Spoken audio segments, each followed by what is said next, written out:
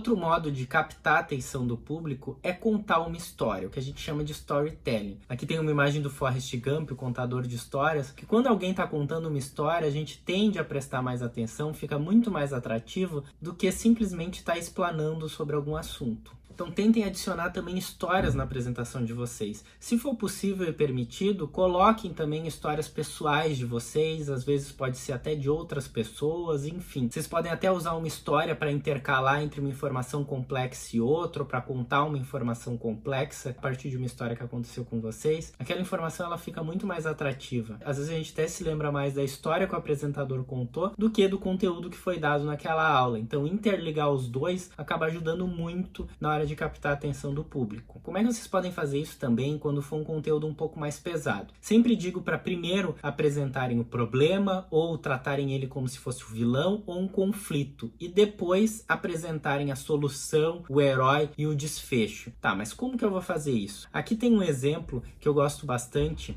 do trailer do filme Como Eu Era Antes de Você, que notem como no trailer o tempo todo tá mostrando um conflito e depois a resolução, um conflito e depois a resolução, e como ele fica mais atrativo pra gente que tá assistindo. Acima dele eu coloquei quando ele tá abordando o problema e depois a solução. Vou deixar vocês verem rapidinho esse trailer aqui. We've tried the chicken factory. I'm still having nightmares about those giblets. We've tried beautician. Turns out hot wax is not my friend. I'm running out of options for you here, Louisa. Please, I'll take anything. And this is new care and companionship for a disabled man.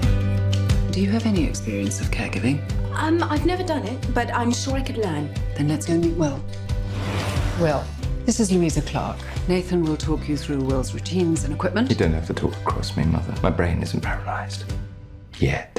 Notem como o trailer acaba nos prendendo a atenção, porque ele está contando uma história, está tratando primeiro os problemas para depois mostrar a solução ou o desfecho daquilo. Como é que a gente vai montar isso numa apresentação? Aqui eu trouxe um exemplo da minha apresentação de trabalho de conclusão de curso, que era sobre hipersensibilidade dentinária, que é uma doença que pode atingir os dentes de várias pessoas. Na verdade, o meu trabalho era sobre dessensibilizante, mas o que eu fiz aqui? Primeiro eu tratei o problema, falei o que era a hipersensibilidade, qual a porcentagem, dei ênfase àquele problema, como muitas pessoas sofriam, falei da prevalência, enfim, o que podia causar, dei vida àquele problema e só depois eu falei dos dessensibilizantes. Eu poderia ter começado pelos dessensibilizantes e depois falado do problema, sim, mas notem como a sequência de conteúdo fica muito mais lógica quando eu trato primeiro o problema e depois eu abordo a solução. Eu gosto desse exemplo que é bastante teórico, mas a gente está usando o storytelling para uma apresentação que seria puramente explanatória aqui. E no trabalho escrito, inclusive, eu abordava primeiro a solução para depois chegar no problema. Eu acabei mudando totalmente a ordem para ficar numa sequência mais lógica e mais fácil de ser entendida por quem estava assistindo. Tentem pensar nisso na apresentação de vocês. Que história vocês podem estar contando? Às vezes pode ser uma história pessoal de vocês que tem a ver com a apresentação, às vezes pode ser uma história de outras pessoas, às vezes pode nem ser uma história realmente, mas a gente usar essa questão do storytelling, abordando o primeiro problema e depois a solução para aquela apresentação que está sendo feita, como nesse exemplo que eu dei do meu trabalho de conclusão de curso.